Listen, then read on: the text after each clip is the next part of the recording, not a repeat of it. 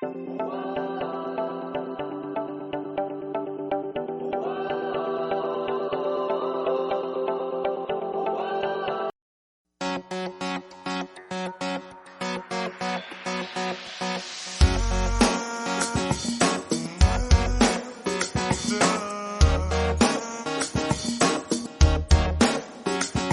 vlogs.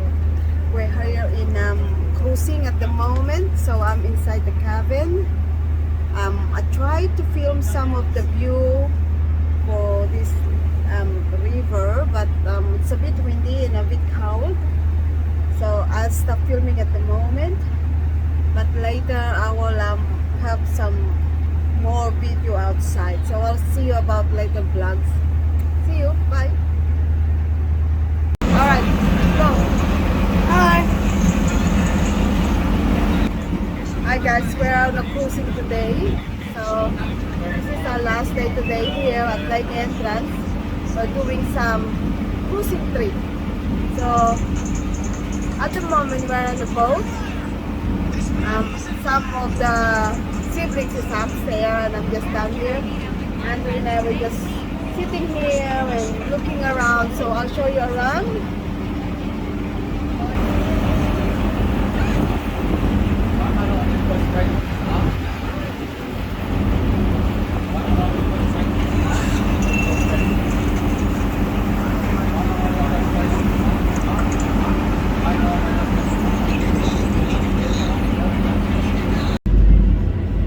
Right down on his tail fluke there, you can actually see the remains of a wound there. You can see a long red line.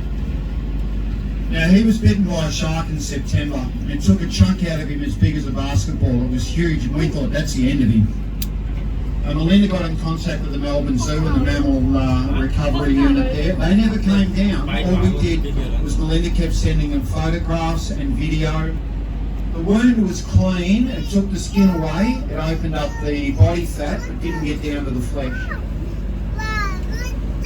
Now, everything he did when he got bitten was look after that wound, and when he used to get up on the rocks, he always kept it on the high side. He never sat it against the rocks, he kept it in the air where it could breathe.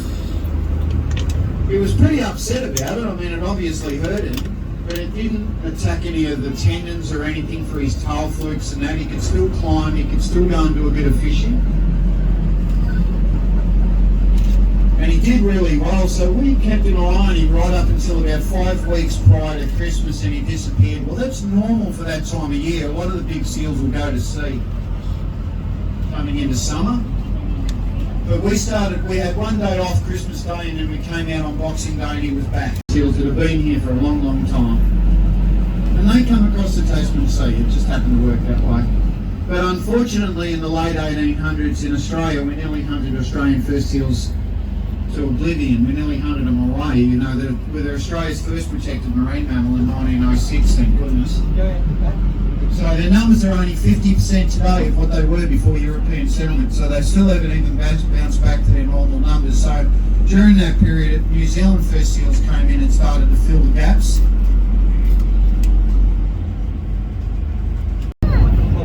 So what happens is when they get a chance to haul out like this, they open their fur up and they let it dry out, and it can breathe right through to the sea. Now have a look at those whiskers. The whiskers are really important because the water's not always clear and they use the whiskers to find vibrations of fish ahead of them and they chase the fish. So it can be dark or very turbid water, a lot of sediment, they can still fish. So you may have noticed sometimes when they're in the water, when they're out behind us, they get their pectoral fins and they wipe their nose, they're grooming, looking after their whiskers. No worries, I didn't catch up again. Now I've got another New Zealand fur seal just here, and this one's familiar with Big Bear down on the rock down there that had the damage. Now this one was trying to get in on Big Bear's rock and he was doing it for about a week. You'll see that mark in his side? That's a bite. So Big Bear said, no, I'm the boss, this is my rock, go away. So he's been a little bit sad, this one, because he got schooled. And he might have won the fight, he might have got the rock, but he didn't. It is alright, you know, they're really resilient animals, and that's what they do if they need to fight and things like that. And a lot of big males in any of the animal kingdom will fight for domination. It is alright, that wound's cleaning up alright. Just got a couple of puncture wounds in it. There's a little female just above him there checking him out. These animals get quite used to us from day to day. They know we're not a threat. If there was another boat that pulled up here that they're not familiar with, they'd likely just jump straight in the water. Bye-bye, see you. Down and live down around this area then. Started to build a lot of these bigger homes, and it's changed the demographic of the place dramatically. So the village of Meantime is nice. Meantime Hotel there, a very popular watering hole not only for locals but people that visit the area either by car or by boat. There's a village green to the left of the hotel, public barbecues, picnic tables surrounded by little boutique shops, cafes and holiday accommodation.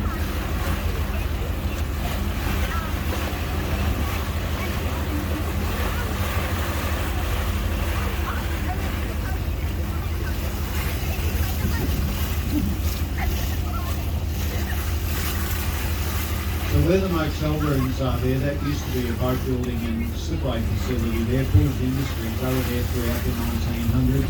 Got to the 1990s and they realised they needed to reevaluate and they decided that they'd wind it up. Now what they did was they did wind it up, they pulled all the sheds and everything down, they subdivided the property into three and they sold it off and quickly sold and was produced three accommodation places there. The slipway, the moorings and 5 knots.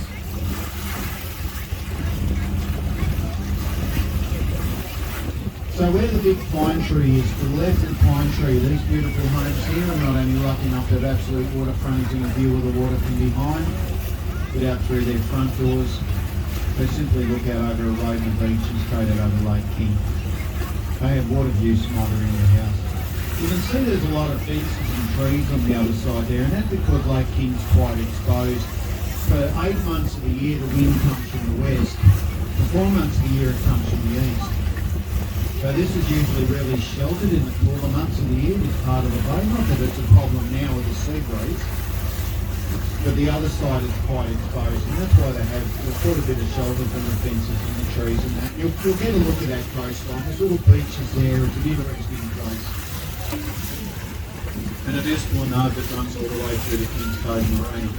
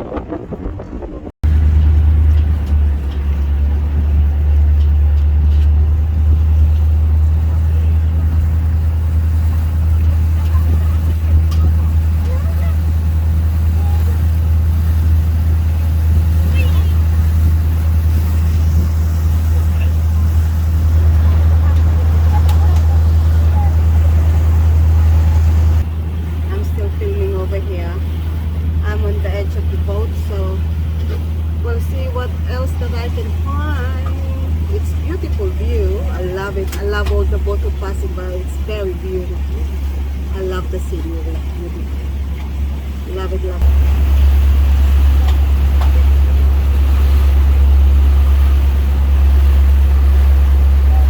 So we continue along now. We're getting up into the northeastern corner or Boxes Creek. We'll visit that area. We'll visit that area there.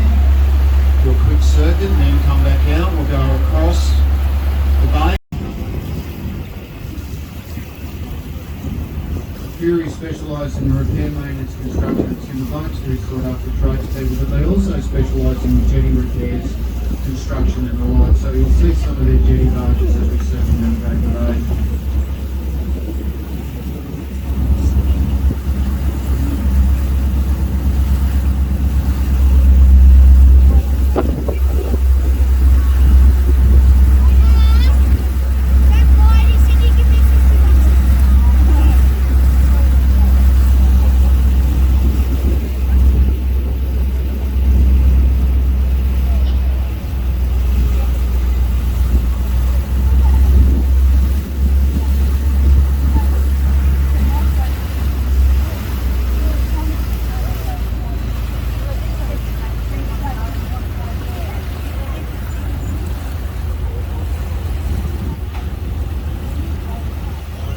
Nice little group of young swans there. There's a female in the middle, and now she's down the back. So she's got 1, 2, 3, 4, 5.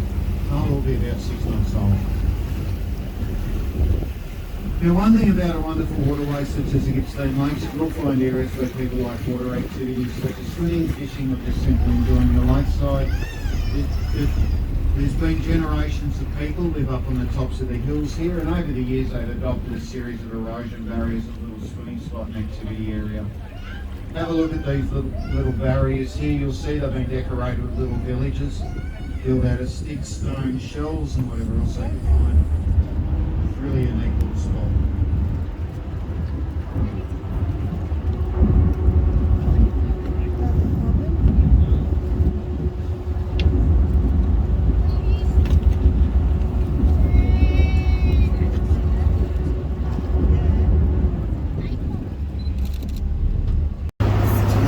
Process. In fact, all these islands all through here, even the hills, everything, thousands and thousands of years of runoff in the Gippsland Lake's catchment.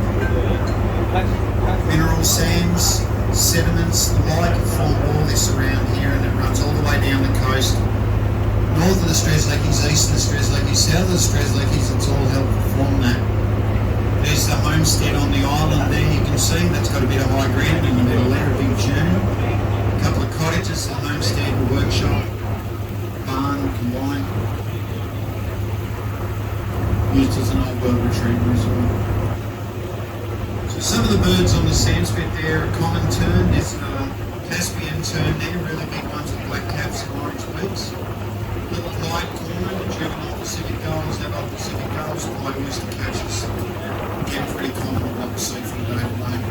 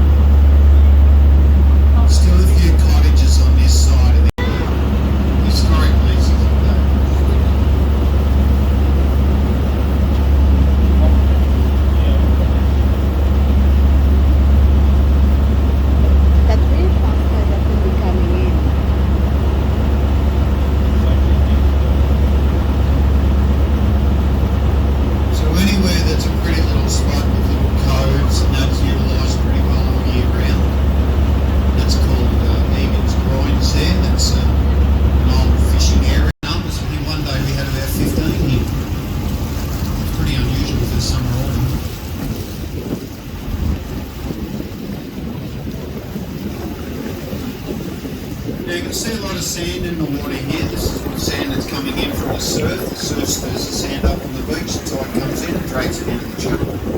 A special machine that's used to remove the sand, but as long as we've got plenty of rain upstream in the catchment, all 7 rivers are running. When the tide runs out, that extra river water is enough to pick the sand up and drag it back out.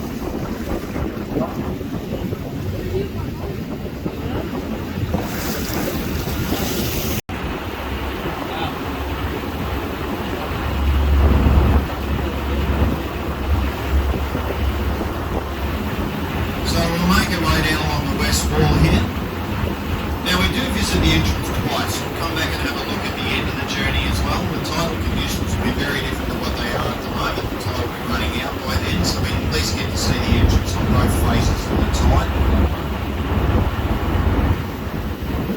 Hopefully we can catch up with some seal activity. Seals are pretty reliable all throughout the year. In the summer we have 6 to 8 that live here. In the winter and spring that number blows out to about 50 or 60.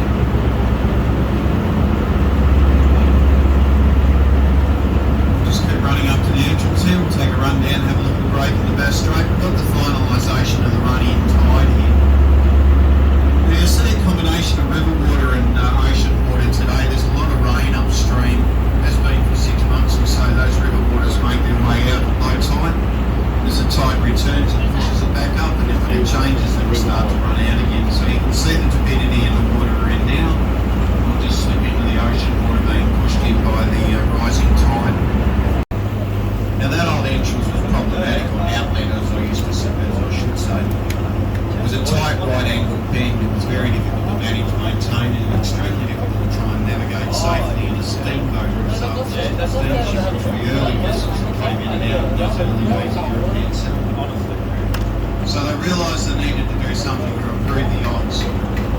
So they decided to move the entrance. So they moved it from where it was, again back behind us where the hills make it see way up past the bridge to where it is today. And they did that between 1866 and 1881. Old Carpenter Town on the left here was an important part of the construction and opening of that man-made entrance because that's where a lot of people lived during those days when the construction was done, and it took over 20 years. There was a few issues along the way. They lost a couple of years because of funding. They lost a couple of years because of